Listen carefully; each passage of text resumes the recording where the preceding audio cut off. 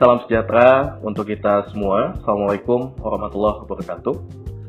Perkenalkan, nama saya Rian Fernando. Saya merupakan perwakilan dari Pajajaran Constitutional Law Community atau PCLC FH Unpad atau Himpunan Mahasiswa Hukum Tata Negara Universitas Pajajaran. Saya diminta untuk mengisi mentoring pada mata kuliah pengantar ilmu hukum. Di dalamnya ada 9 bahasan yang sejatinya dari 9 bahasan itu memerlukan waktu 1 semester untuk teman-teman bisa mendalami dalam setiap bahasannya. Sehingga dalam video yang terbatas ini, tentunya pembahasan yang akan saya sampaikan nantinya tidak akan dapat terlalu dalam, dan harapannya melalui video ini teman-teman bisa tumbuh rasa ingin tahu teman-teman terkait dengan apa saja yang nanti akan disampaikan, dan teman-teman dapat mencari tahu lebih lanjut secara mandiri. Sebelum dimulai, selanjutnya perlu saya sampaikan bahwa mata kuliah pengantar ilmu hukum ini biasanya diampu oleh seorang guru besar. Hal ini ada beberapa alasan. Yang pertama, bahwa pengantar ilmu hukum ini itu bukan sekedar mata kuliah perkenalan, tapi dia sebagai fondasi awal yang sifatnya konseptual bagi semua cabang ilmu hukum yang nantinya teman-teman akan pelajari di semester-semester selanjutnya. Kemudian, bahwa mata kuliah pengantar ilmu hukum ini mengandung kompleksitas filosofis dan teoritis, di mana PIH ini akan membahas asal, sejarah, filsafat, dan konsep fundamental hukum, bukan hanya aturan-aturan hukum yang sifatnya teknis. Dan yang kemudian, pada mata kuliah ini akan membentuk cara pandang dan juga paradigma teman-teman sekalian sebagai mahasiswa baru, sehingga nanti siap menjadi seorang praktisi hukum. Demikian pengantar dari saya. Baik, selanjutnya sebagai pendahuluan, barangkali saya akan sedikit memberikan pengantar apa itu mata kuliah pengantar ilmu hukum.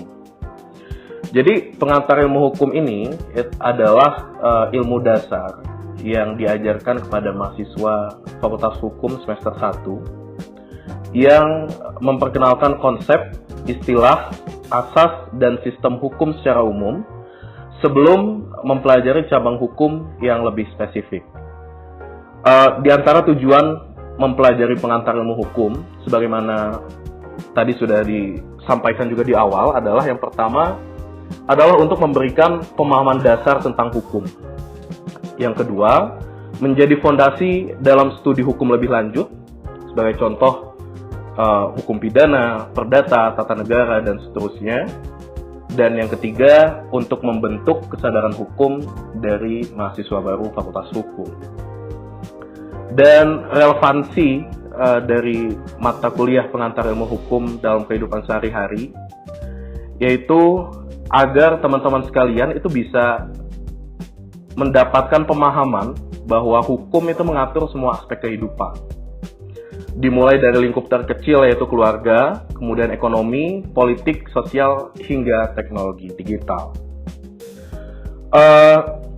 Sebelum saya lanjutkan ke apa-apa saja yang diminta oleh teman-teman panitia untuk dibahas, saya akan menambahkan satu bagian yang cukup fundamental, teman-teman. Sebelum kita mempelajari hukum itu dalam artian sistemnya, kemudian hal-hal lain dan seterusnya, kita perlu tahu apa sih itu hukum. Hukum ini tuh benda apa? Nah, sebenarnya Immanuel Kant itu mengatakan bahwa sampai saat ini para ahli hukum masih saja mencari definisi yang tepat tentang hukum. Dan ini pun juga diamini oleh Sudikno Mertokusumo yang kurang lebih mengatakan hal serupa, bahwa hingga saat ini belum ada satu definisi hukum yang dapat diterima secara umum.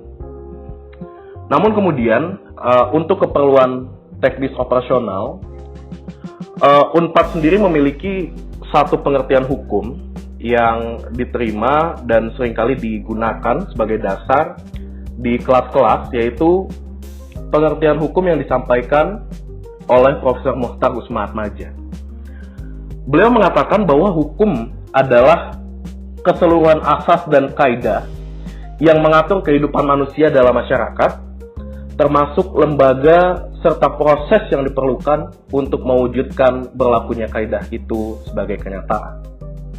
Sehingga dari pengertian hukum, menurut Mokhtar tersebut, dapat kita tarik 4 elemen utama dari hukum, yaitu yang pertama ada asas, yang kedua ada kaidah, yang ketiga ada lembaga, dan yang keempat ada proses.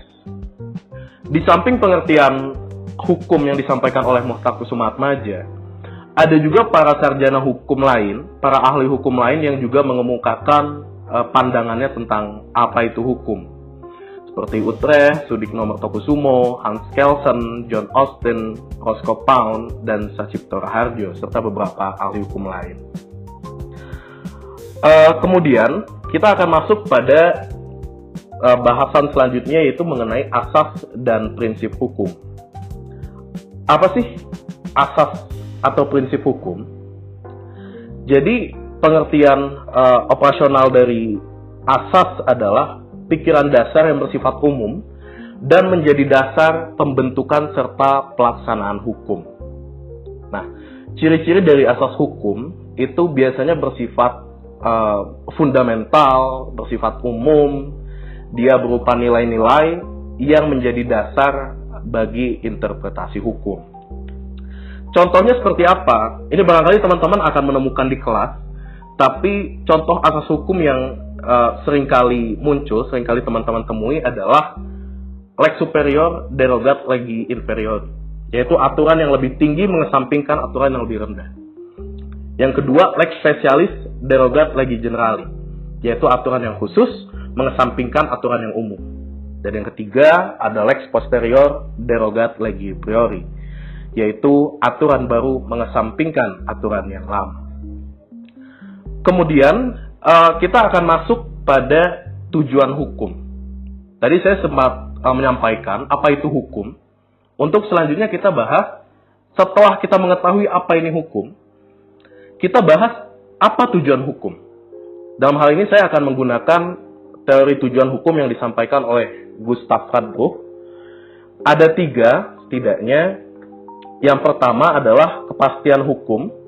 Dalam hal ini, hukum berperan untuk memberi aturan yang jelas. Yang kedua, keadilan. Dalam hal ini, hukum memberi perlakuan yang adil. Dan yang ketiga, kemanfaatan, yaitu hukum memberi manfaat bagi masyarakat. Kemudian, setelah kita mengetahui apa itu hukum dan apa tujuannya, kita akan sedikit mundur ke belakang untuk mengetahui bagaimana sejarah perkembangan hukum di dunia. Dan juga saya akan masukkan sejarah perkembangan hukum di Indonesia. Teman-teman sekalian, hukum sejatinya sudah dikenal sejak lama. Dia lahir dan tumbuh dari kebiasaan dan norma yang berlaku di masyarakat.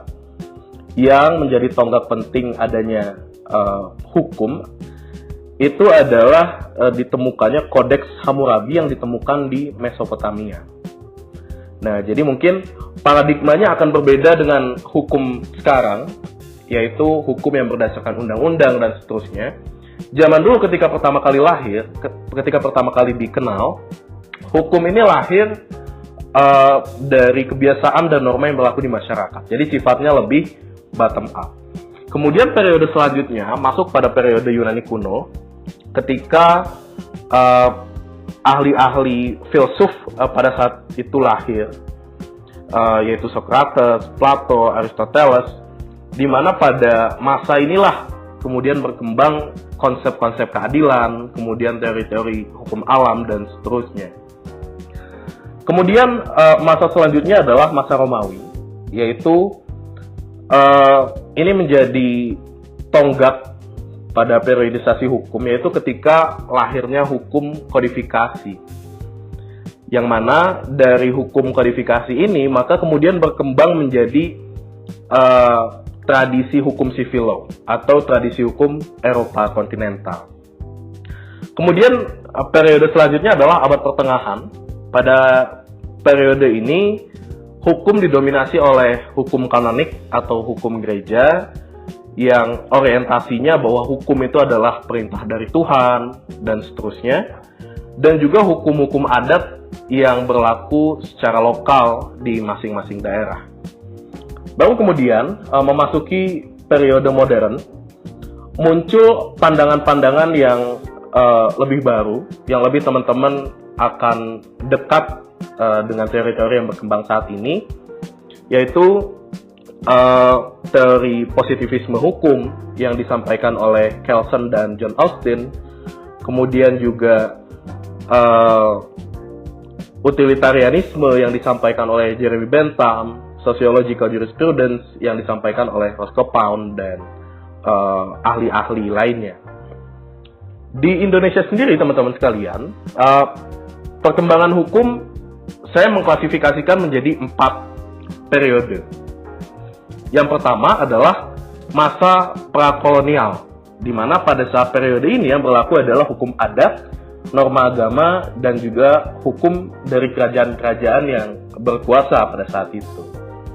Kemudian pada saat koloni datang ke Indonesia, maka hukum yang diterapkan di Indonesia mendapatkan pengaruh, dan yang pengaruhnya paling besar adalah hukum dari Belanda yang sampai saat ini masih kita kenal. Sebagai contoh ada Burgerlijk Wetboek atau Kitab Undang-Undang Hukum Perdata, kemudian juga ada Wetboek van Strafrecht atau KUHP.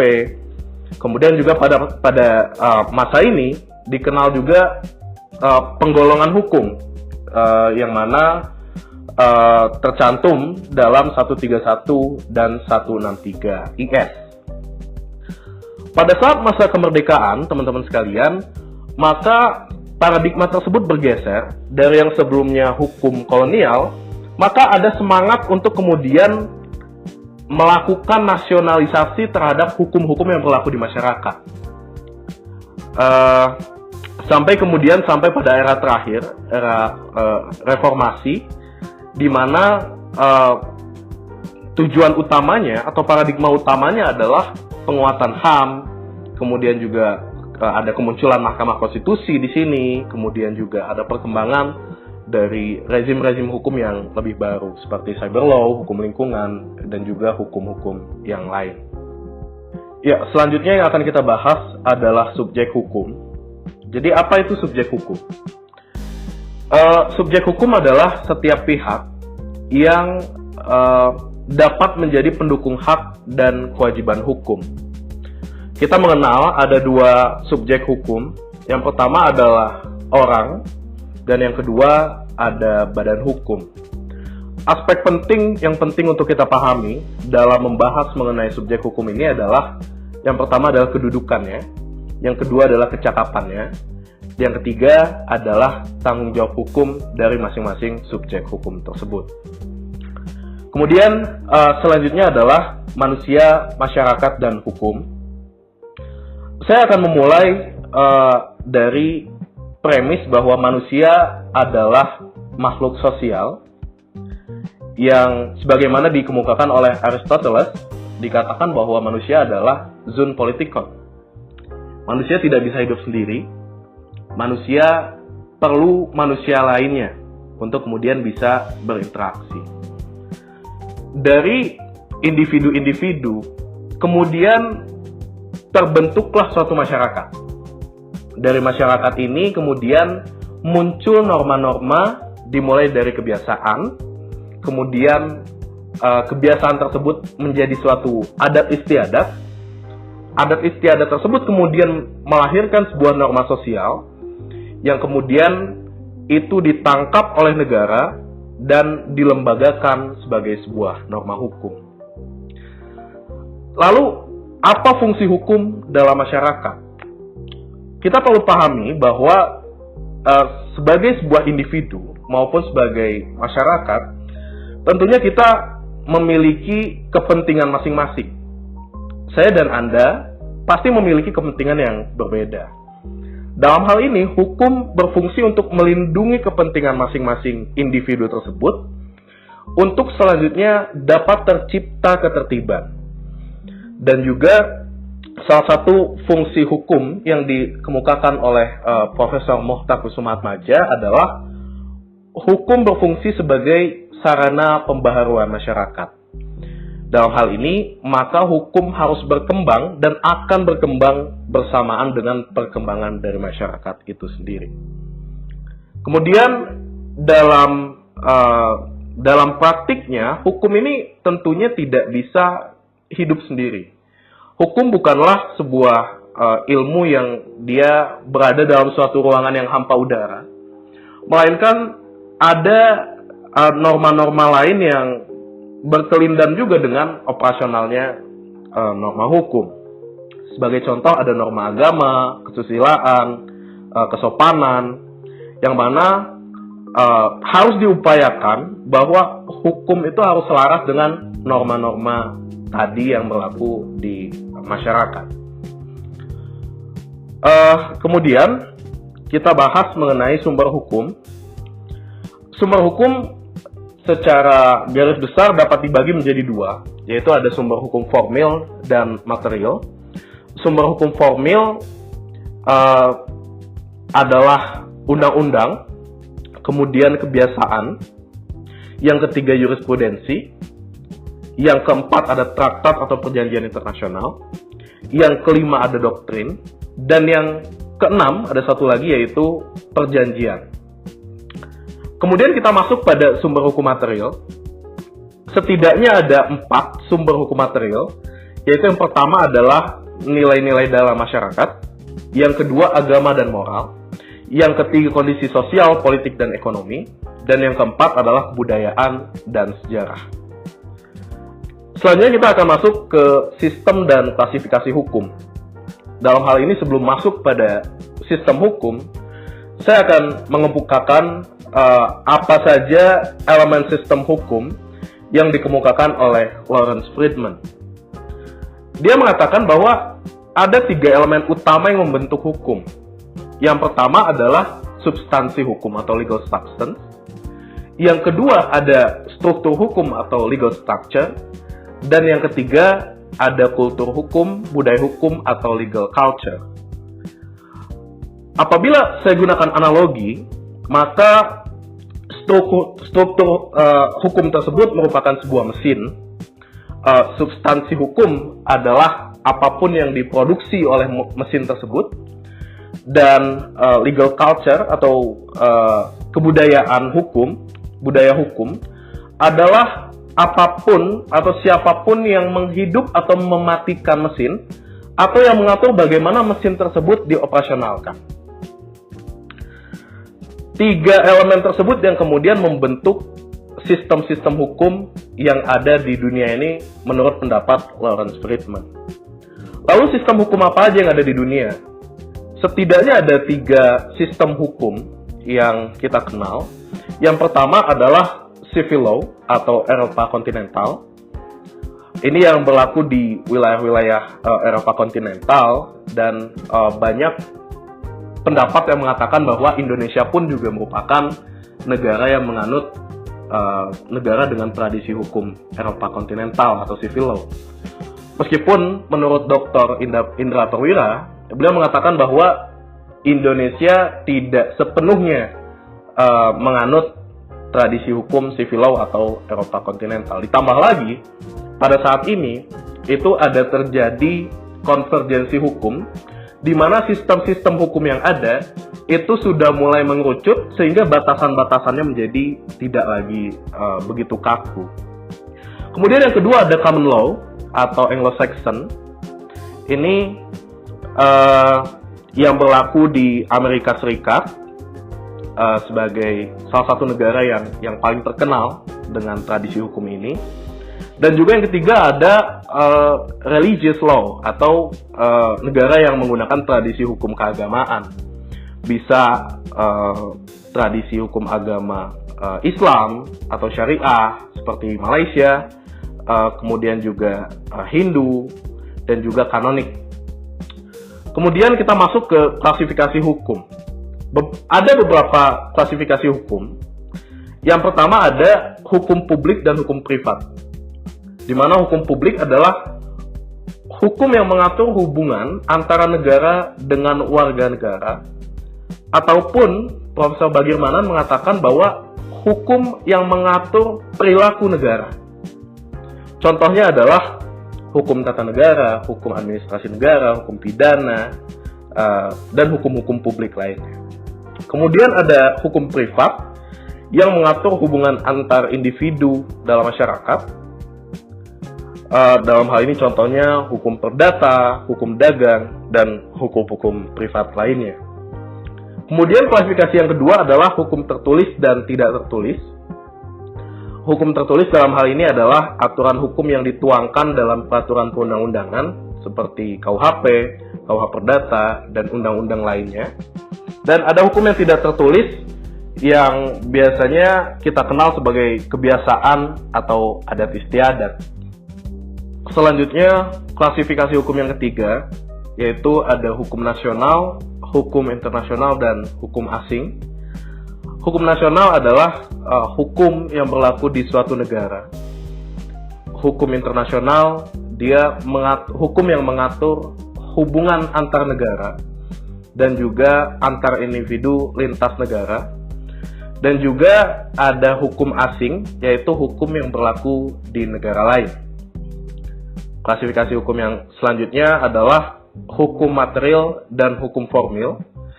Hukum material mengacu pada isi dari hak dan kewajiban atau perintah atau larangan. Dalam hal ini contohnya adalah hukum pidana material, hukum perdata material, dan juga ada hukum formil atau hukum acara yang dia mengatur cara melaksanakan dan atau menegakkan hukum material tadi. Contohnya adalah hukum acara pidana, hukum acara perdata. Jika kita hubungkan dengan pengertian hukum yang disampaikan oleh Prof. Mukhtar Kusumaatmadja tadi, maka dua elemen pertama, yaitu asas dan kaidah, itu tergolong sebagai hukum material, akan ditemukan dalam hukum material. Dan dua elemen lainnya, yaitu lembaga dan proses, itu akan ditemukan dalam hukum formil atau hukum acara. Klasifikasi yang selanjutnya adalah hukum objektif dan hukum subjektif. Hukum objektif adalah hukum yang berlaku secara umum, mengatur hubungan dalam masyarakat. Contohnya KUHP dan KUH Perdata. Sementara hukum subjektif atau hak subjektif adalah hukum yang mengatur mengenai hak yang diperoleh individu dari hukum objektif tadi. Contohnya hak milik, kemudian hak menuntut. Kemudian klasifikasi hukum yang terakhir adalah hukum privat dan hukum internasional publik dan hukum internasional privat. Hukum internasional publik atau di Unpad biasanya disebut hukum internasional saja. Ini yang mengatur hubungan antar negara. Sementara hukum internasional privat ini yang mengatur hubungan antar individu lintas negara. Ini dalam kaitannya dengan pernikahan dua subjek hukum, dua orang yang berbeda kewarganegaraan, dan seterusnya. Demikian barangkali teman-teman yang bisa saya sampaikan mengenai pengantar dari mata kuliah pengantar ilmu hukum. Semoga teman-teman tidak puas dengan apa yang sudah disampaikan tadi, dan apabila tidak puas, teman-teman dipersilahkan untuk gali lebih lanjut secara mandiri ataupun boleh bertanya di kolom komentar. Demikian teman-teman, terima kasih atas perhatiannya. Assalamualaikum warahmatullahi wabarakatuh. Halo teman-teman semua, kenalin nama aku Harastaina Sanandrian atau biasa dipanggil Ara dari angkatan 2022. Sekarang aku lagi ngambil program kekhususan hukum perdata nih teman-teman. Di sini aku mau ngajak teman-teman semua untuk ngebahas terkait pengantar hukum Indonesia. Dari mulai pengertiannya sampai sebenarnya hubungan PH ini dengan ilmu lain tuh apa sih? Penasaran nggak teman-teman? Tontonin aku terus ya. Sekarang aku mau ajak teman-teman untuk ngebahas sebenarnya pengantar hukum Indonesia tuh apa sih? Nah, jadi pengantar hukum Indonesia itu terdiri dari gabungan kata pengantar dan frasa hukum Indonesia. Di sini, pengantar itu merujuk pada upaya untuk membimbing ke arah pemahaman mengenai masalah-masalah serta cabang-cabang hukum yang berlaku di Indonesia. Oleh karena itu, PH ini dijadikan mata kuliah yang menyelidiki sistem hukum positif Indonesia secara menyeluruh. Mata kuliah ini dijadikan bahan untuk memberikan pemahaman atas dasar-dasar hukum yang berlaku di Indonesia dan menjadi landasan penting untuk mata kuliah lain yang bersinggungan seperti pengantar ilmu hukum. Nah, pengantar hukum Indonesia ini merupakan adopsi atau terjemahan dari salah satu mata kuliah yang diberikan di Rechtschool atau Sekolah Tinggi Hukum Batavia di zaman Hindia Belanda. Nah, itu tuh kira-kira di tahun 1924. Nah, kemudian pada perkembangannya, mata kuliah tersebut juga diberikan di Perguruan Tinggi Gajah Mada pada tahun 1946 dan kemudian mulai dikenal di berbagai kampus di Indonesia. Nah, sebelum menjadi pengantar hukum Indonesia ini tadinya bernama Pengantar Tata Hukum Indonesia. Kemudian terjadi perubahan nih atas namanya yang sekarang kemudian dikenal menjadi Pengantar Hukum Indonesia yang membahas terkait hukum positif yang berlaku di Indonesia. Nah, kalau kita belajar terkait PH ini, pasti kita bakal kenal nih apa sih sebenarnya subjek dan objek yang dipelajari di sini. Nah, untuk subjek dari Pengantar Hukum Indonesia ini adalah setiap warga negara Indonesia dan warga negara asing yang berada di Indonesia serta seluruh badan hukum yang dibentuk berdasarkan hukum Indonesia. Adapun objek dari PH ini ya hukum itu sendiri. Nah, kalau kita belajar terkait PH ini teman-teman, pasti kita harus tahu dong sebenarnya tujuan dari PH ini apa sih? Nah, aku mau ngasih tahu. Yang pertama, itu mengetahui macam-macam hukum yang berlaku di Indonesia. Yang kedua, untuk mengetahui perbuatan-perbuatan apa sih yang sebenarnya dilarang atau diperbolehkan berdasarkan hukum di Indonesia. Selanjutnya, ngomongin tentang kedudukan, hak, dan kewajiban setiap orang dalam masyarakat dan negara menurut hukum Indonesia. Nah, sekarang kita masuk ke pembahasan yang berikutnya, yaitu ngomongin tentang pengertian hukum di Indonesia. Nah, sebenarnya kalau kita ngomongin PHI yang objek utamanya hukum itu sendiri, pasti kita harus tahu dulu dong sebenarnya hukum itu apa sih? Teman-teman ada yang tahu nggak hukum itu apa? Nah, seperti biasa ya, kita akan mulai dari pengertian hukum menurut Profesor Mokhtar Kusuma-Atmaja. Di mana menurut Profesor Mokhtar Kusuma-Atmaja, hukum itu adalah keseluruhan kaidah-kaidah serta asas-asas yang mengatur pergaulan hidup manusia dalam masyarakat yang bertujuan memelihara ketertiban yang meliputi lembaga-lembaga dan proses-proses guna mewujudkan berlakunya kaidah itu sebagai kenyataan dalam masyarakat. Nah, sistem hukum di Indonesia ini sebenarnya kalau secara historikal ya, kita bakal panjang banget sih bahasnya. Tapi pada dasarnya ini tuh merupakan campuran dari sistem hukum adat, ada hukum Islamnya juga, ada hukum baratnya juga. Nah, nanti kita selanjutnya bakal bahas kenapa sih sebenarnya ada sistem-sistem hukum itu. Nah, sistem hukum Indonesia ini sebenarnya memiliki landasan filosofis yaitu Pancasila. Pancasila ini berperan sebagai substansi dan batu uji dari sistem perundang-undangan yang merupakan bagian dari sistem hukum di Indonesia. Nah, kalau misalkan kita ngutip pendapat dari Aristoteles yang menyebutkan bahwa manusia itu merupakan makhluk sosial dan politik, sebenarnya manusia itu nggak bisa berhenti loh untuk bersosialisasi dengan orang lain. Kita tuh pasti membutuhkan orang lain. Tapi ketika kita berkomunikasi dengan orang lain, kita berinteraksi dengan orang lain, itu tuh nggak menutup kemungkinan loh, kita tuh bakal ada pergesekan kepentingan. Ya aku kan maunya gini, kamu maunya yang lain kan? Nah, maka dari itu, hukum itu hadir untuk menyimbangkan kepentingan-kepentingan tersebut. Maka dari itu, hukum itu bertujuan untuk memastikan terpenuhinya keadilan, kepastian hukum, dan kegunaan atau kebermanfaatan. Nah, tadi kan sempat aku singgung sedikit nih, kalau di Indonesia tuh ada hukum Islam, ada hukum adat, ada hukum barat. Nah, kenapa sih sebenarnya beragam banget hukum di Indonesia? Nah, itu tuh kita akan pelajari di sini nih, di sejarah pengantar hukum Indonesia. Supaya gampang, aku bakal bagi ke 4 section utama ya. Yang pertama ada masa prakolonialisasi, yang kedua ada masa kolonialisasi Belanda, yang ketiga ada masa kolonialisasi Jepang, dan yang terakhir ada masa pasca kolonialisasi. Oke, yang pertama kita akan bahas dari masa sebelum kedatangan penjajah ke Indonesia. Jadi dulu itu sebelum penjajah itu datang ke Indonesia, sebenarnya di Indonesia tuh udah ada hukum loh. Jadi hukum yang berlaku di Indonesia tuh ada hukum adat, itu tuh diakui sebagai hukum asli atau living law di Indonesia. Jadi kayak banyak banget hukum adat yang kayak ada, mungkin kalau teman-teman tahu sekarang ada adat Batak, adat Dayak, dan lain sebagainya. Itu tuh udah ada sebelum penjajah itu datang ke Indonesia loh teman-teman. Nah, hukum adat ini sumbernya itu kayak dari struktur kekerabatan, tradisi lokal yang berbeda-beda, makanya tiap tempat itu punya adatnya masing-masing. Selain itu juga, ada juga hukum Islam yang dikenal di Indonesia. Nah, kalau misalkan kita sekarang kenal ada hukum tertulis dan tidak tertulis, sebelum ada penjajah Jepang ini, dan Belanda, dulu itu hukum tidak tertulis di kita itu ya hukum adat, dan hukum tertulisnya itu ya hukum Islam yang bersumber dari Al-Quran dan hadis-hadis. Nah, hukum Islam ini biasanya dipakai sama masyarakat yang beragama Islam di Indonesia. Tapi meskipun ada dua sistem yang berbeda ini, mereka tuh nggak saling meniadakan atau saling bertabrakan loh. Justru mereka tuh beriringan secara bersama-sama karena mereka tuh punya ruang lingkup pemberlakuan yang berbeda. Yang satu itu di adat dan yang satu itu bagi masyarakat yang beragama Islam. Nah, kemudian kita masuk nih ke masa kolonialisasi Belanda. Jadi pada saat itu ketika Belanda itu datang ke Indonesia, tentunya mereka kan punya hukumnya sendiri ya, hukum Eropa.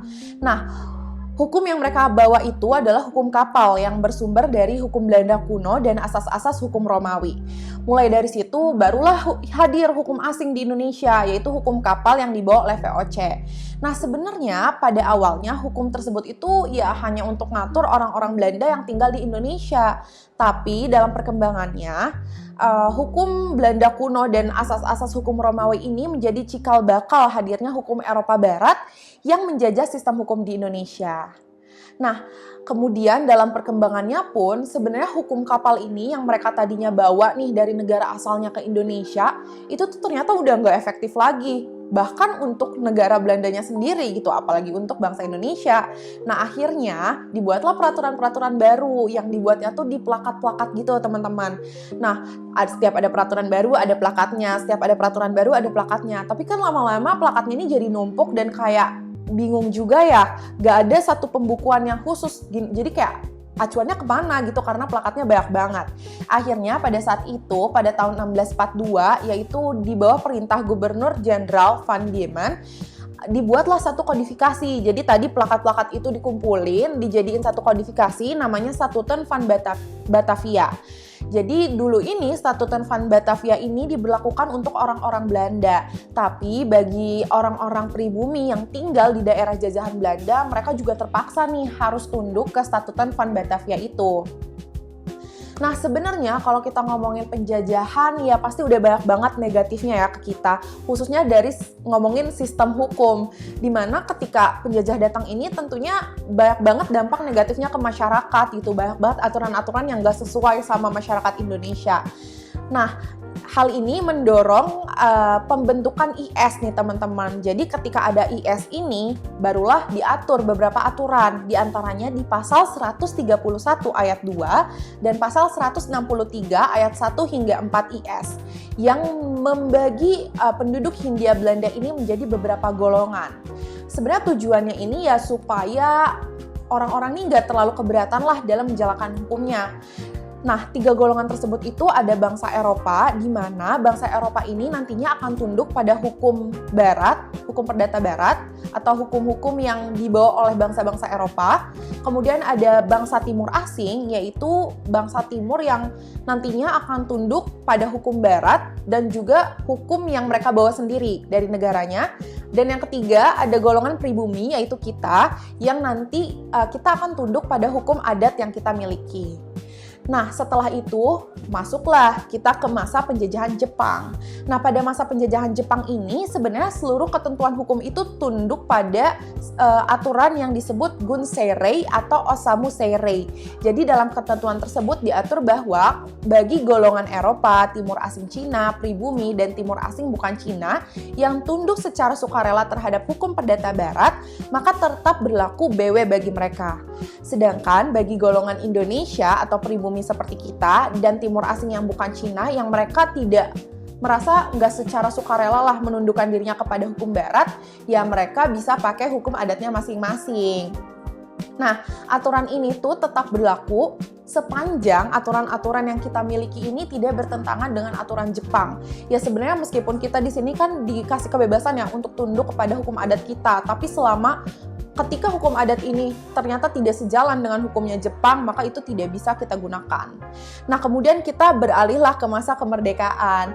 Nah, setelah merdeka sebenarnya kita tentunya punya hukum kita sendiri, hukum nasional Indonesia. Tapi ya karena banyak banget nih aturan-aturan sisa penjajahan yang masih sering dipertahankan oleh bangsa Indonesia, akhirnya hingga kini hukum nasional itu masih mengacu kepada hukum barat, hukum adat, hukum Islam, dan hukum nasional yang dibangun sendiri oleh bangsa Indonesia. Nah, sekarang udah nggak bingung lagi kan kenapa di Indonesia tuh banyak banget sistem hukumnya. Karena kita multikultural, teman-teman. Kita nih banyak pengaruh banget dari luar, makanya kita punya sistem hukum yang beragam. Oke, sekarang kita masuk ke pembahasan terakhir nih, teman-teman. Tadi kan aku bilang di awal kalau kita akan bahas sebenarnya apa sih hubungan antara PHI dan ilmu lain. Nah, karena paling dekat ini sama PIH, jadi di sini aku bakal bahas terkait hubungan antara pengantar hukum Indonesia dan pengantar ilmu hukum. Nah, karena namanya aja mirip, pasti mereka ada persamaannya nggak sih? Jadi yang pertama, pengantar ilmu hukum dan pengantar hukum Indonesia itu merupakan mata kuliah dasar atau mata kuliah prasyarat yang harus dipelajari sebelum mempelajari lebih lanjut mengenai cabang-cabang hukum positif. Nah, biasanya teman-teman itu sebenarnya secara umum di kampus-kampus yang ada fakultas hukumnya, biasanya mereka itu akan mensyaratkan harus lulus PIH ataupun PHI dulu sebelum melanjutkan ke mata kuliah lainnya. Terus yang kedua, pengantar ilmu hukum dan pengantar hukum Indonesia ini merupakan dasar bagi setiap orang yang ingin mempelajari hukum secara luas. Jadi kenapa sih teman-teman belajar PHI dan PIH ini di semester 1? Karena teman-teman ini sebenarnya ini tuh dasar banget. Jadi teman-teman ini harus paham dulu nih sebenarnya hukum itu apa supaya nanti ke depannya teman-teman bisa paham materi-materi selanjutnya. Dan yang terakhir terkait objeknya. Jadi baik PIH maupun PHI, objek utamanya itu adalah hukum. Jadi di sini itu mereka akan membahas terkait konsep dasar, pengertian hukum, generalisasi, dan dogmatik hukum. Ya pada intinya objeknya itu adalah hukum. Nah selanjutnya kita akan beralih ke perbedaannya. Sebenarnya ada nggak sih bedanya antara PHI dan PIH? Kenapa yang satu PHI, yang satu PIH gitu? Jadi secara kalau gampangnya ya, ruang lingkup dari PHI itu mencakup aturan-aturan hukum yang berlaku di Indonesia atau hukum positif di Indonesia. Sedangkan kalau dari PIH itu objeknya itu adalah aturan tentang hukum pada umumnya yang nggak terbatas pada hukum yang berlaku di suatu tempat atau waktu. Jadi kalau nanti teman-teman ditanya sebenarnya bedanya PIH atau PHI itu apa sih? PHI itu kita belajar terkait hukum positif yang ada di Indonesia. Kita belajar sebenarnya di Indonesia ini sekarang ada hukum apa aja sih? Kita nih harus ngapain di Indonesia? Aturan-aturannya apa aja. Sedangkan kalau PIH itu lebih general. Itu nanti kalian bakal bahas terkait pokok-pokok, prinsip-prinsip, keadaan-keadaan yang membentuk hukum. Jadi nggak hanya ngomongin tentang hukum yang sekarang berlaku, itu juga ngomongin tentang sebenarnya kenapa hukum ini terbentuk, atau sebenarnya hukum yang kemudian mungkin bisa ada di suatu tempat gitu teman-teman. Oke teman-teman, mungkin sekian aja ya materi PHI yang bisa aku sampaikan ke teman-teman. Mohon maaf banget kalau masih ada kurang-kurangnya karena kita masih sama-sama belajar di sini. Kalau misalkan teman-teman masih ada pertanyaan atau kebingungan terkait PHI ini, boleh langsung tulis di kolom komentar ya. Nanti teman-teman bakal ada yang bantu jawab. Terus semangat terus ujiannya, semoga sukses ya teman-teman. Aku Ara pamit undur diri. Bye-bye. Teman-teman semua, perkenalkan nama aku Salma Syarif. Di sini aku dari FH angkatan 22. Aku dari Himahan dan pada kali ini aku kesempatan untuk mengisi materi terkait ilmu negara. Pertama-tama kita mulai dari pengertian pokok negara, yaitu definisi negara menurut para ahli. Di sini menurut George Jelinek, beliau mendefinisikan negara sebagai organisasi kekuasaan dari sekelompok manusia yang telah berkediaman di wilayah tertentu. Lalu menurut Max Weber, ia menambahkan dimensi kekuasaan yang lebih dalam dengan mengartikan negara sebagai sebuah masyarakat yang memonopoli penggunaan kekerasan fisik yang sah di suatu wilayah tertentu. Di sini konsepsi ini menjelaskan mengapa perintah negara itu wajib untuk diikuti oleh warga negaranya, yaitu karena negara memiliki otoritas yang legal untuk memaksakan kehendaknya melalui instrumen kekerasan. Lalu menurut Miriam Budiarjo, Beliau menyimpulkan bahwa esensi dari berbagai pandangan di atas dengan merangkum 3 sifat hakikat negara, yaitu negara memiliki sifat memaksa, sifat monopoli, dan sifat mencakup semua. Sifat memaksa merupakan refleksi dari kekuasaan negara yang dapat memaksakan kehendaknya. Lalu sifat monopoli adalah sifat negara yang dapat memonopoli penggunaan kekerasan yang sah, sementara sifat mencakup semuanya merujuk pada cakupan hukum dan peraturan yang berlaku untuk semua individu dan kelompok tanpa terkecuali. Selanjutnya terkait sifat-sifat hakikat negara. Di sini menurut Miriam Budiarjo, setiap negara memiliki 3 sifat hakikat yang fundamental. Seperti yang sudah saya sebutkan di awal-awal, negara itu memiliki 3 sifat, yaitu sifat memaksa, sifat monopoli, dan sifat menyeluruh. Adapun penjelasan lebih lanjut terkait 3 sifat tersebut, yaitu dimulai dari sifat memaksa. Di sini negara memiliki hak untuk menggunakan kekerasan fisik atau kekuasaan fisik yang sah untuk memastikan kepatuhan warganya terhadap suatu peraturan. Sifat ini merupakan elemen penting untuk menegakkan hukum dan menjaga ketertiban di suatu wilayah negara. Tanpa adanya sifat memaksa, hukum yang dibuat oleh negara tidak akan memiliki kekuatan untuk diterapkan dan pada akhirnya hanya akan menimbulkan kekacauan. Contoh nyata dari sifat memaksa ini merupakan menindak pelanggar hukum, menagih pajak, dan memastikan setiap individu serta kelompok tunduk pada peraturan positif yang berlaku. Lalu ada sifat monopoli, yaitu sifat yang menentukan tujuan bersama oleh masyarakat. Dalam hal ini, negara memiliki satu-satunya kewenangan untuk mengatur dan mengendalikan sumber-sumber kekuasaan dan sumber daya fisik yang sah dalam suatu wilayah. Di sini menurut Max Weber, secara khusus menggarisbawahi hal ini sebagai mendefinisikan negara sebagai sebuah masyarakat yang memonopoli penggunaan kekerasan fisik yang sah dalam suatu wilayah tertentu. Maksudnya yaitu sifat monopoli ini mencegah munculnya kekuasaan tandingan yang dapat mengganggu ketertiban dan memastikan bahwa negara yang berhak menggunakan kekerasan seperti melalui tentara atau polisi untuk demi kepentingan umum. Jadi di sini sifat monopoli yaitu hanya negaralah yang berhak untuk menggunakan suatu kekuasaannya untuk menggunakan kekerasan melalui institusi seperti tentara atau polisi agar tercapainya ketertiban dan mencapai kesejahteraan umum tersebut dapat dipenuhi. Lalu yang terakhir terkait sifat-sifat dari hakikat negara yaitu adalah sifat menyeluruh atau sifat mencakup semua. Di sini, sifat ini berarti semua peraturan dan kebijakan yang dibuat oleh negara berlaku untuk semua orang tanpa terkecuali, di mana tidak ada satupun individu atau kelompok yang dapat mengklaim hak istimewa untuk tidak tunduk pada suatu hukum di negara. Tujuan dari sifat ini yaitu untuk menjamin kesetaraan di hadapan hukum dan memastikan bahwa setiap tindakan negara didasarkan pada kepentingan bersama, bukan kepentingan sekelompok orang. Untuk materi selanjutnya, kita akan masuk ke sendi-sendi pokok negara, di mana untuk dapat berfungsi, sebuah negara berdiri atas landasan-landasan fundamental. Landasan-landasan ini tidak hanya terdiri dari landasan yang bersifat hukum, tetapi juga ada yang bersifat sosiologis dan filosofis. Semuanya ini saling berkaitan untuk membentuk kerangka kerja yang kuat.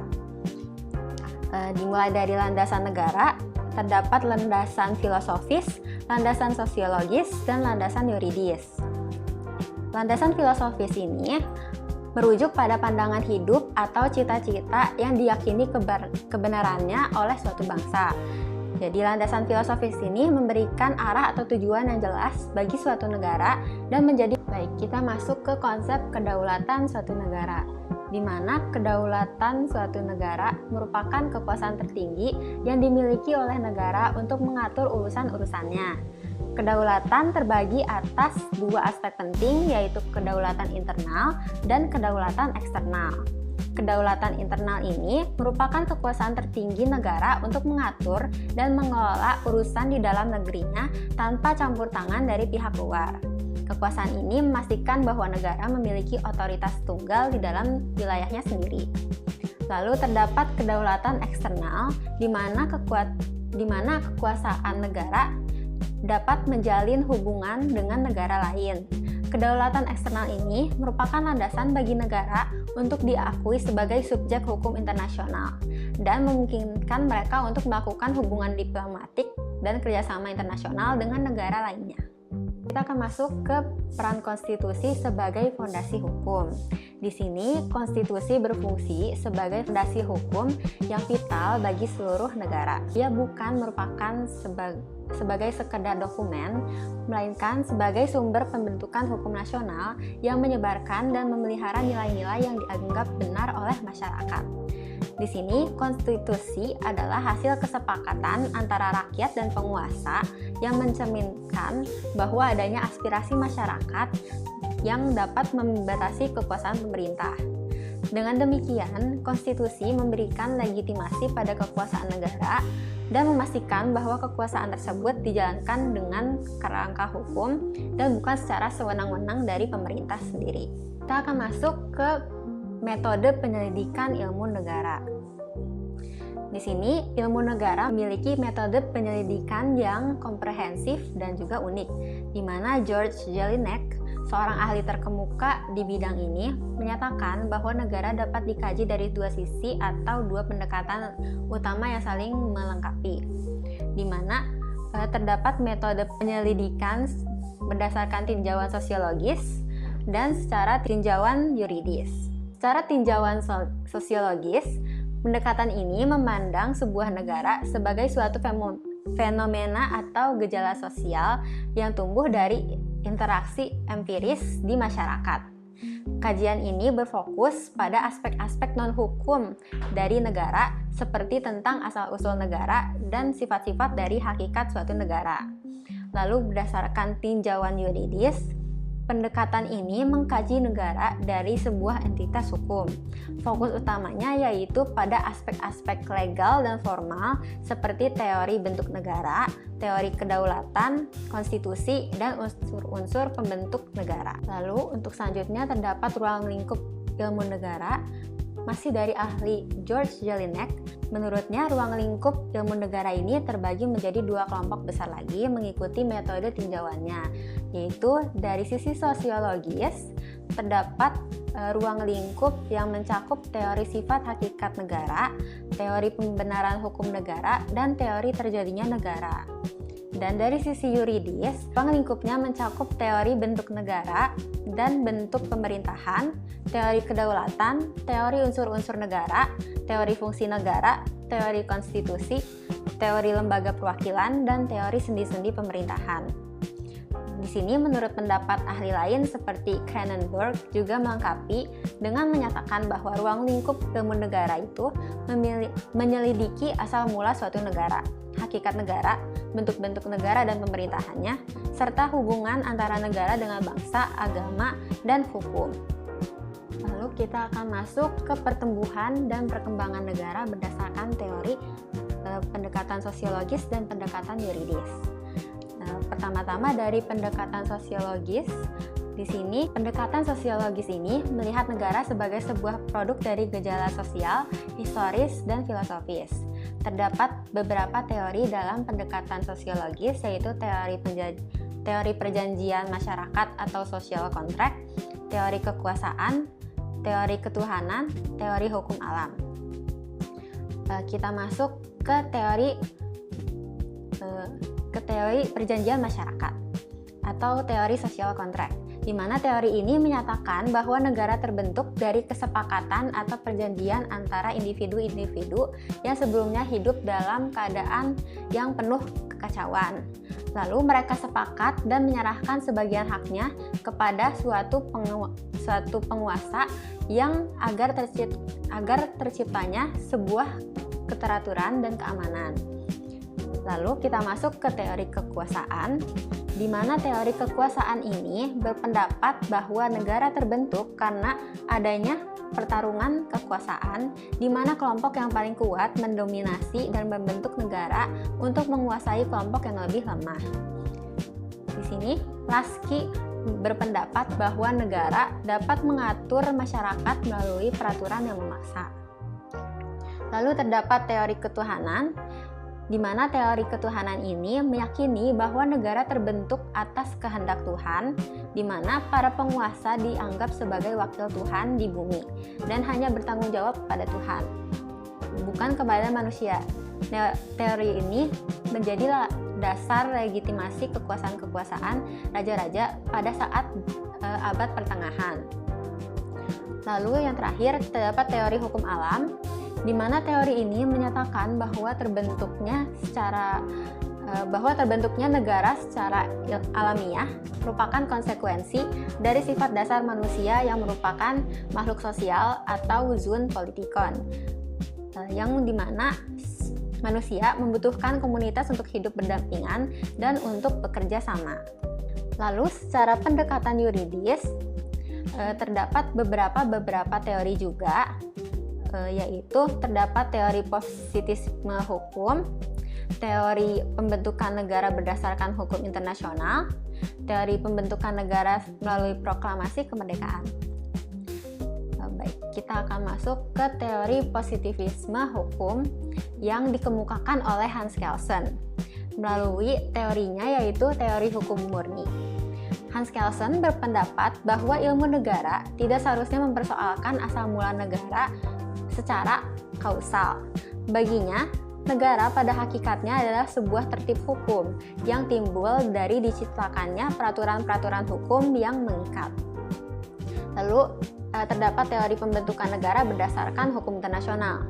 Di sini terdapat Konvensi Montevideo 1933, di mana secara yuridis sebuah negara dianggap terbentuk ketika memenuhi syarat-syarat yang ditetapkan oleh hukum internasional. Lalu terdapat teori pembentukan negara melalui proklamasi kemerdekaan. Nah, teori ini merupakan bentuk konkret dari pembentukan negara secara yuridis, di mana proklamasi kemerdekaan suatu bangsa diikuti dengan pengakuan de facto dan de jure dari suatu negara. Contohnya yaitu seperti Indonesia yang memproklamasikan kemerdekaan negaranya pada 17 Agustus 1945 dan diakui oleh negara-negara lain seperti Palestina, Mesir, dan Suriah sehingga memenuhi unsur-unsur pembentukan suatu negara. Kita akan masuk dari tujuan dari ilmu negara. Kita akan masuk dulu di awal-awal dari fungsi ilmu negara sebagai ilmu dasar, yaitu mengapa harus mempelajari ilmu negara, di mana tujuan fundamental dari mempelajari ilmu negara adalah untuk memahami dasar-dasar, sejarah, dan hakikat pemikiran tentang negara secara teoritis. Ilmu ini sering dianggap sebagai gerbang atau fondasi yang harus dipelajari sebelum mendalami hukum atau ilmu negara atau ilmu kenegaraan lainnya. Seperti sebelum mempelajari hukum tata negara, hukum administrasi negara, dan ilmu politik harus mempelajari dulu awal-awalnya terkait ilmu negara. Tanpa pemahaman yang kokoh terhadap konsep-konsep abstrak yang diajarkan di ilmu negara, seperti hakikat dari suatu negara, asal-usul, bentuk negara, seseorang tidak akan dapat menganalisis negara dalam konteks yang lebih nyata dan spesifik. Oleh karena itu, tujuan utama dari ilmu negara ini mendalami pemahaman terkait fenomena negara secara universal. Dan adapun beberapa tujuan praktis dan akademis dari mempelajari ilmu negara, secara lebih spesifik, ilmu negara itu dapat diperinci berdasarkan tujuan akademisnya dan tujuan praktisnya, di mana kita mempelajari ilmu negara dengan tujuan yang akademis, di mana ilmu negara ini dapat memberikan pemahaman yang abstrak, umum, dan universal mengenai suatu negara.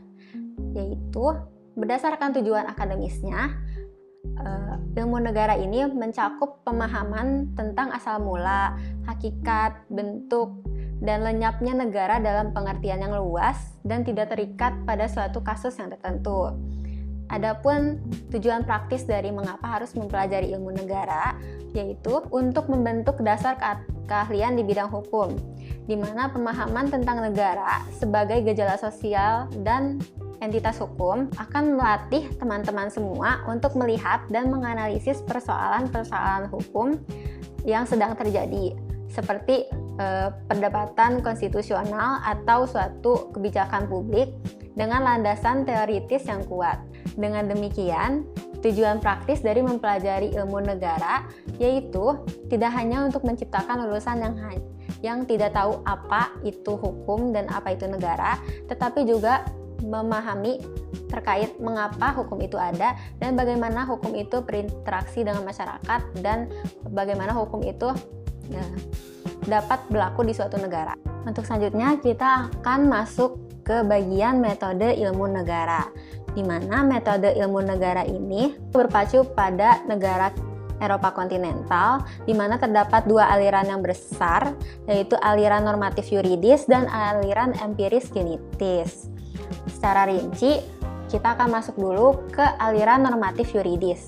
Terdapat beberapa metode yang dapat digunakan dalam meneliti suatu ilmu negara, yaitu terdapat metode deduksi, lalu metode filosofis, lalu metode sistematis, dan metode hukum atau legalistik metode. Dari metode deduksi terlebih dahulu, di mana metode deduksi merupakan cara kerja yang a priori, di mana kita mulai dari suatu pemikiran umum yang sampai dengan suatu kesimpulan yang khusus dengan menggunakan ketentuan-ketentuan dasar dan menggunakan norma-norma umum untuk memperoleh suatu keterangan bagi fenomena yang beraneka ragam tentang negara. Lalu selanjutnya terdapat metode filosofis, di mana metode filosofis ini dalam penelitiannya meninjau serta membahas tentang negara secara abstrak, ideal, dan transendental atau bersifat yang melampaui dunia. Jadi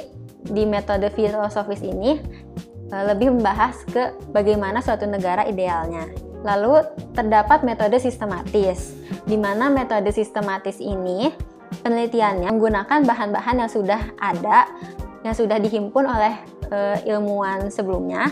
Kemudian bahan-bahan itu diolah dan dievaluasi terhadap fenomena negara, dan hasil tersebut itu dilakukan penilaian preskriptif yang disusunnya secara sistematis. Dan yang terakhir terdapat metode hukum, di mana metode hukum ini merupakan metode yang di dalam proses penelitiannya menggunakan atau menitikberatkan pada pendekatan yuridis atau memandang suatu fenomena di negara hanya berdasarkan sudut pandang hukum, sehingga faktor-faktor yang non-hukum dikesampingkan. Dari metode hukum ini yang digunakan oleh Hans Kelsen merupakan metode hukum positif, di mana dari pengesampingan fenomena non-hukum seperti fenomena ideologi dan moral.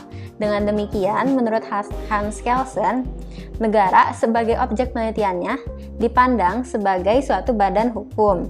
Dan Hans Kelsen memandang negara identik dengan hukum, sehingga hukum merupakan personifikasi dari suatu negara. Lalu, kita akan masuk ke metode penelitian secara empiris genetis, di mana metode empiris genetis ini terdapat metode historis perbandingan, metode dialektika, metode fungsional, dan metode sinkretis. Kita akan masuk ke metode historis perbandingan terlebih dahulu, di mana metode historis perbandingan yaitu adalah suatu metode gabungan, di mana historis penelitian yang dilakukan dengan menganalisis terhadap kenyataan-kenyataan sejarah dengan mencermati pertumbuhan dan perkembangan fenomena negara, di mana sebab akibatnya sebagaimana terwujud dalam sejarah. Kemudian dari sejarah tersebut dilakukan suatu perbandingan dengan fenomena-fenomena di negara yang ada di dunia dengan memanfaatkan ilmu lainnya seperti sejarah dengan ilmu ekonomi, sejarah dengan ilmu sosiologi, dan cabang-cabang ilmu lainnya.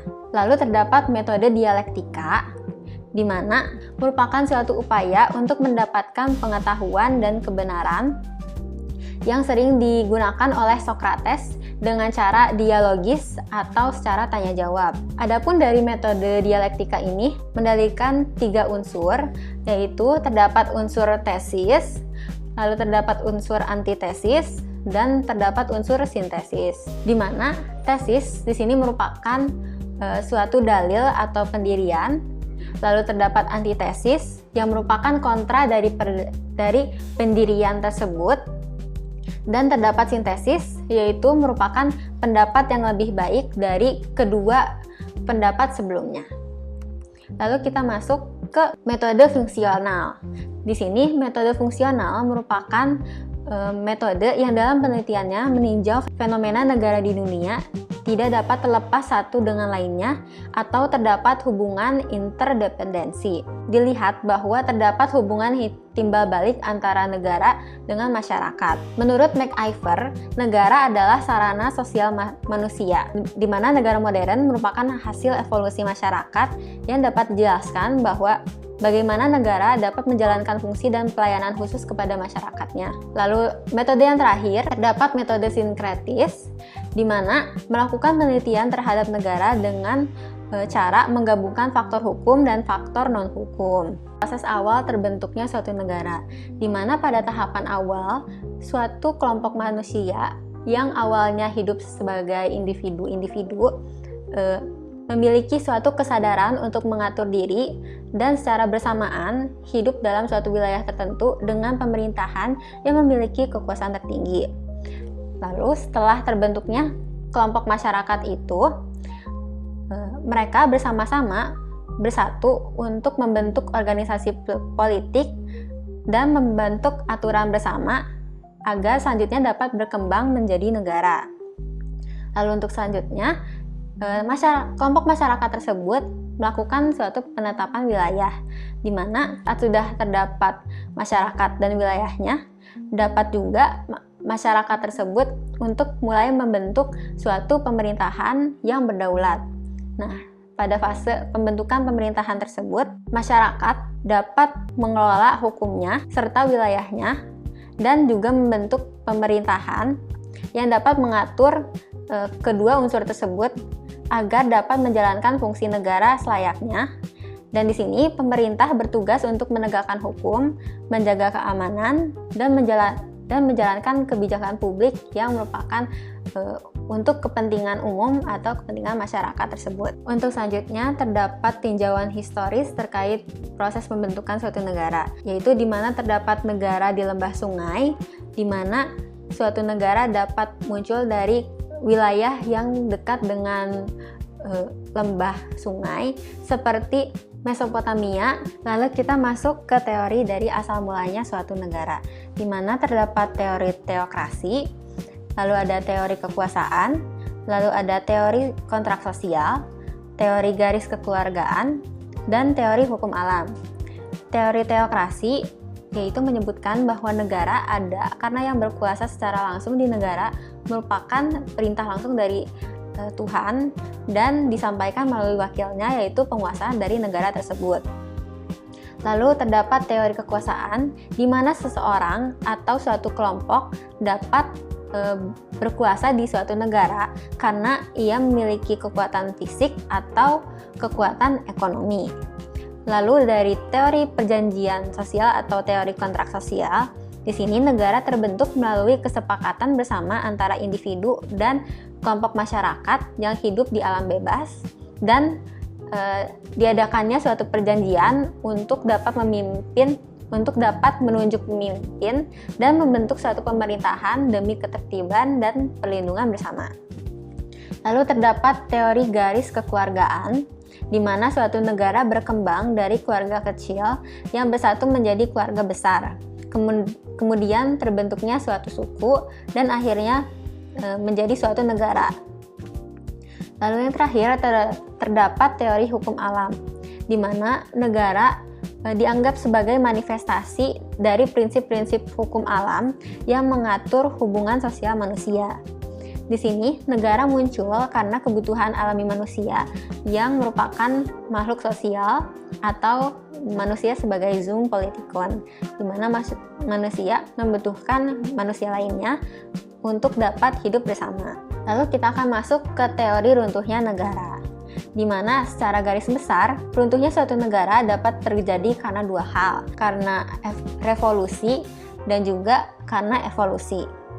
Revolusi yaitu runtuhnya suatu negara dengan span waktu yang sangat cepat dan singkat, seperti karena terjadinya peperangan ataupun pemberontakan. Sedangkan teori evolusi berlangsung secara lebih lama dan juga secara step by step. Di sini, dalam teori evolusi, terdapat teori evolusi secara organis, teori evolusi secara anarkis, dan teori evolusi secara Marxis.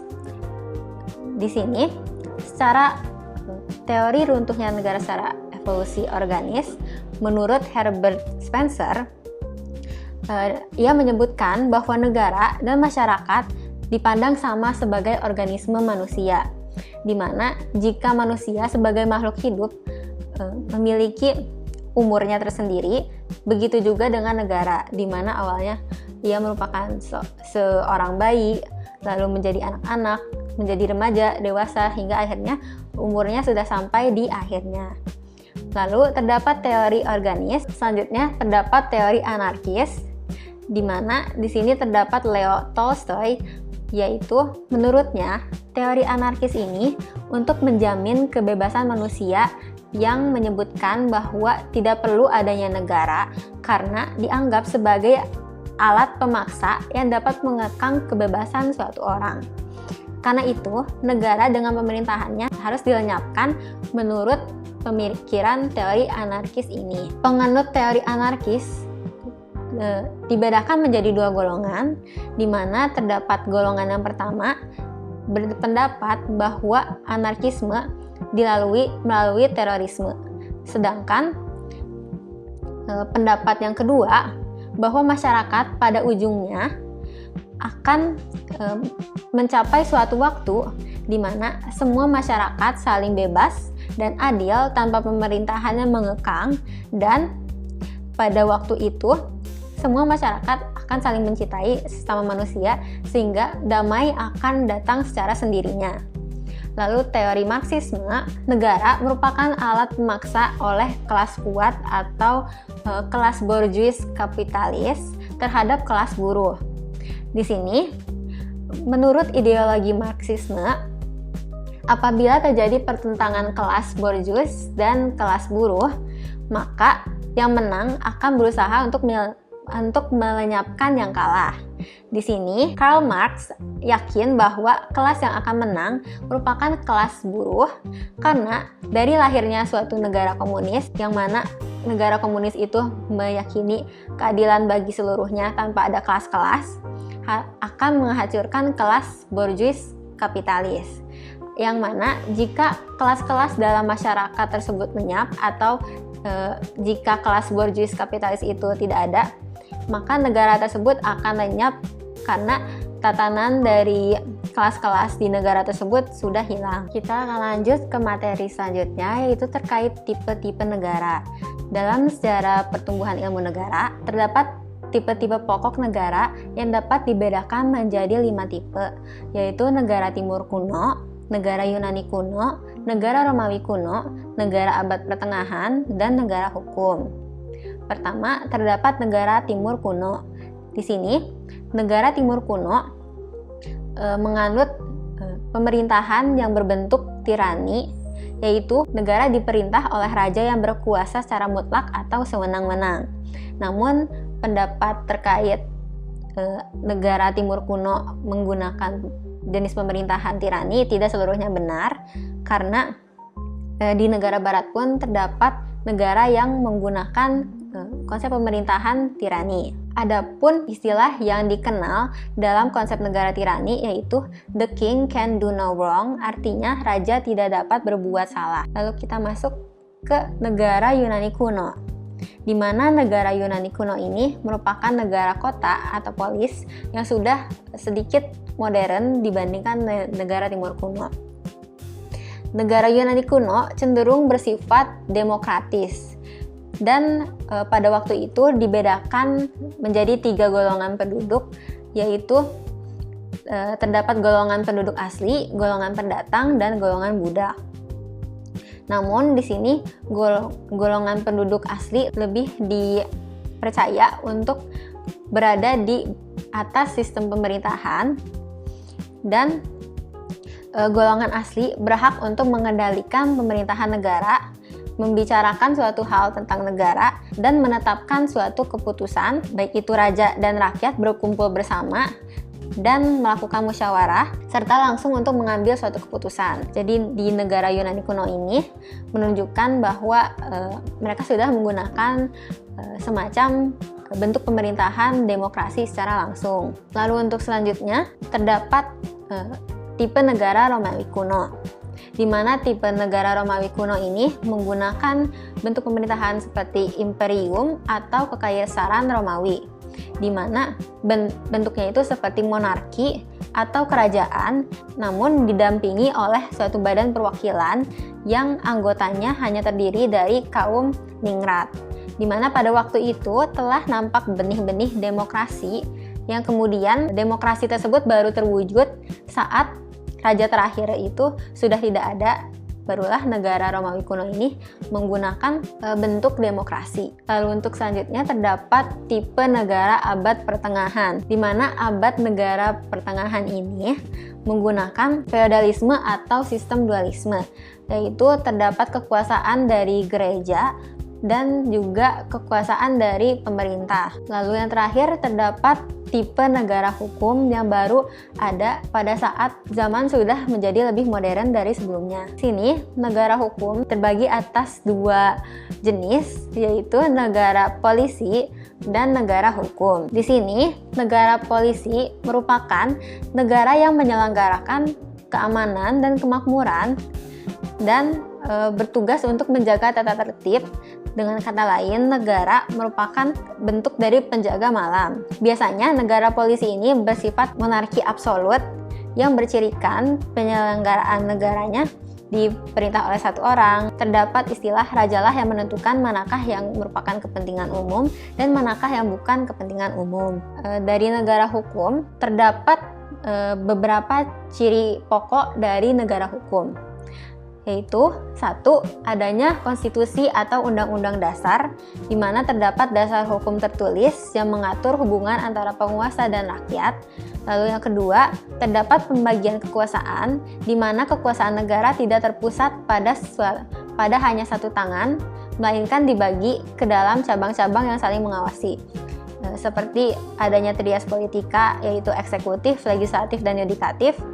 Dan yang terakhir, terdapat pelindungan hak asasi manusia, di mana hak-hak dan kebebasan dasar dari warga negara diakui, dilindungi, dan dijamin oleh hukum. Beberapa tipe dari negara hukum ini terdapat negara hukum liberal atau mirip-mirip dengan negara jaga malam. Negara membebaskan kepentingan ekonomi itu kepada pihak swasta. Dan di sini negara hanya berfungsi untuk menjaga ketertiban, keamanan, dan melindungi hak milik seorang individu. Negara di sini tidak boleh ikut campur dalam urusan perekonomian karena diserahkan sepenuhnya kepada pihak swasta atau menggunakan mekanisme pasar bebas. Nah, akibatnya dari sistem negara hukum liberal ini seringkali hanya menguntungkan kelompok yang borjuis atau kelompok yang kaya dan mengabaikan kesejahteraan rakyat secara luas. Lalu selanjutnya terdapat negara hukum formal, di mana negara hukum formal ini menempatkan legalitas sebagai landasan utamanya, di mana negara hukum formal ini merupakan negara demokratis yang menegaskan bahwa setiap tindakan penguasa harus berdasarkan oleh undang-undang, di mana tujuannya itu untuk membatasi kekuasaan negara secara formal melalui hukum tertulis. Nah, konsep ini menjamin persamaan di mata hukum dan perlindungan hak-hak individu secara formal. Lalu terdapat teori negara hukum substansial, di mana teori ini merupakan respons dari kelemahan negara hukum formal atau negara hukum demokrasi. Di negara hukum substansial ini mengakui bahwa peraturan yang kaku itu tidak cukup untuk memenuhi kebutuhan masyarakat yang terus berkembang. Oleh karena itu, selain asas legalitas yang dipakai oleh konsep negara hukum substansial, terdapat juga asas oportunitas, di mana penguasa dapat mengambil tindakan yang menyimpang dari aturan formal demi kepentingan yang mendesak bagi rakyatnya.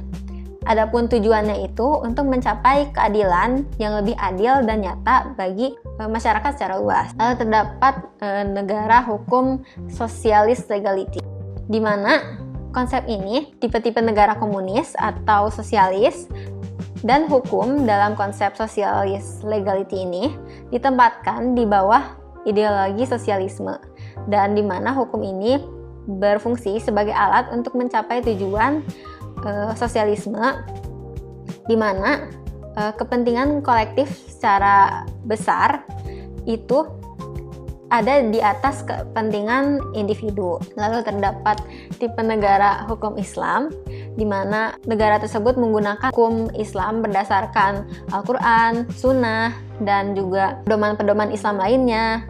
Di sini prinsip dasar hukum Islam dapat meliputi kekuasaannya sebagai suatu amanah dan menggunakan prinsip yang musyawarah, lalu berkeadilan, lalu menggunakan prinsip pelindungan HAM, dan prinsip-prinsip lainnya yang didasarkan pada ideologi hukum Islam. Lalu terdapat tipe negara kemakmuran atau welfare state, di mana tipe negara ini secara aktif dan penuh bertanggung jawab untuk menjamin kesejahteraan ekonomi dan sosial bagi warganya.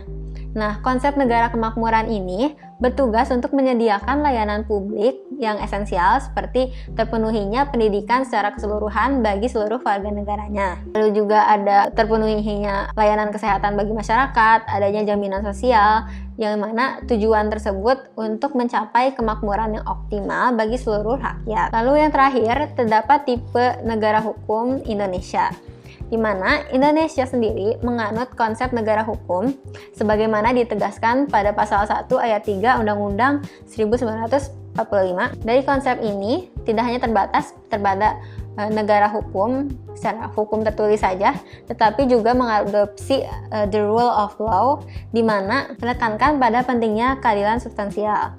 Jadi, hakim di Indonesia tidak hanya terikat pada undang-undang saja, tetapi juga dapat menggali nilai-nilai keadilan yang hidup di masyarakat untuk dapat membuat suatu keputusan. Jadi hal tersebut menjadikan Indonesia sebagai negara hukum yang berorientasi pada kesejahteraan dan keadilan sosial dan sejalan dengan ideologi Pancasila. Baik, untuk selanjutnya kita akan membahas bentuk dan susunan negara. Jadi pembahasan mengenai negara tidak akan lengkap tanpa mengkaji bentuk dan susunannya. Jadi ini adalah sebuah aspek-aspek yang mengorganisir bagaimana kekuasaan dapat dibagi dan dijalankan di suatu negara.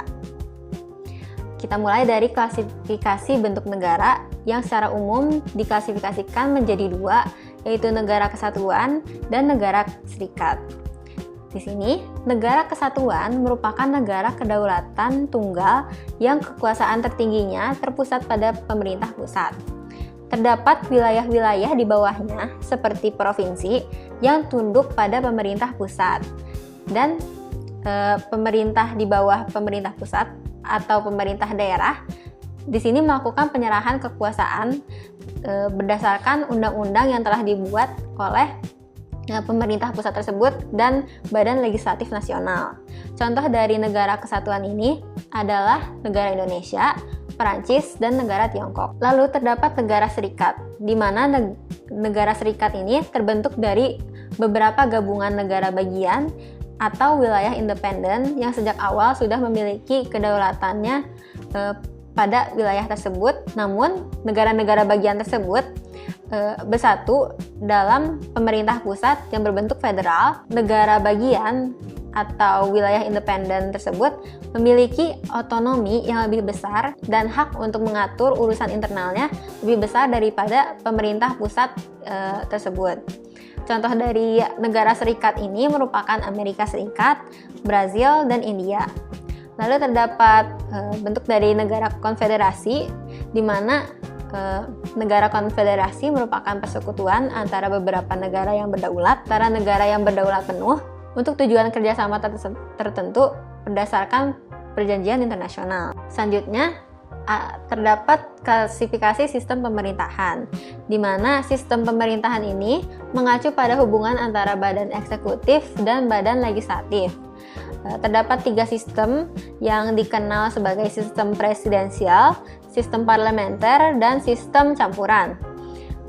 Sistem presidensial sendiri menerapkan pemisahan kekuasaan yang jelas antara eksekutif dan legislatif, di mana presiden merupakan kepala negara sekaligus kepala pemerintahan dan tidak bertanggung jawab kepada legislatif. Lalu terdapat sistem parlementer, di mana terdapat hubungan timbal balik antara eksekutif dan legislatif, di mana kekuasaan eksekutif dipegang oleh Perdana Menteri sebagai kepala pemerintahan yang bertanggung jawab kepada parlemen. Dan juga terdapat kepala negara seperti itu raja atau presiden, namun kepala negara ini hanya bersifat simbolis atau hanya untuk melaksanakan kerjasama dengan negara lainnya di luar. Adapun sistem campuran, yaitu merupakan sistem yang menggabungkan elemen-elemen dari sistem presidensial dan sistem parlementer. Mungkin itu saja terkait penyampaian materi ilmu negara dari saya dan juga dari Himahan. Apabila teman-teman memiliki pertanyaan, boleh dituliskan di kolom komentar. Terima kasih.